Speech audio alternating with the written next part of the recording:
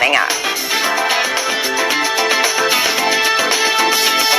Welcome to Democracy Now!, democracynow.org, the War and Peace Report. I'm Amy Goodman. Today we're broadcasting from Canada.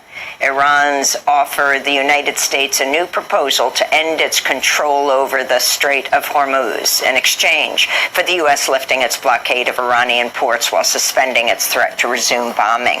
Axios reports President Trump's expected to hold a meeting today in the Situation Room with his top national security and foreign policy team to discuss the stalemate in the negotiations and potential next steps. Several news outlets report Trump does not appear open to Iran's proposal, which would postpone talks over Iran's nuclear program to a later date. At the United Nations, diplomats from dozens of countries Monday demanded the reopening of the Strait of Hormuz, while a resolution calling for reopening the waterway was blocked by China and Russia. UN Secretary General Antonio Guterres warned of a global food emergency after the U.S.-Israeli war on Iran triggered a crisis that sent the cost of fuel, fertilizer, and other commodities soaring. The economic shock has been immediate, and everyone is paying the price. Acute volatility in energy and commodity markets, surging transport and insurance costs, and the worst supply chain disruption since COVID-19 and the war in Ukraine.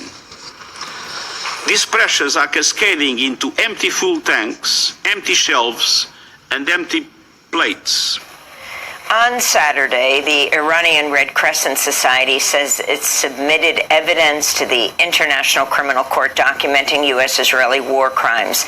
The IRCS estimates more than 132,000 civilian structures were bombed across Iran, including hospitals, apartment buildings, universities, research facilities, and bridges. Meanwhile, Iran's retaliation for U.S. and Israeli attacks caused billions of dollars of damage to U.S. military bases and other assets across the Persian Gulf region, with the damage inflicted far worse than the Trump administration's publicly admitted. That's according to a report by NBC News, which reports Iran struck runways, high-end radar systems, dozens of aircraft, warehouses, command headquarters, aircraft hangars, and satellite communications infrastructure at a cost of up to $5 billion to repair. On Monday, German Chancellor Friedrich Merz said he had become disillusioned with the U.S. and Israel over the war in Iran and said the Trump administration is being outwitted and humiliated.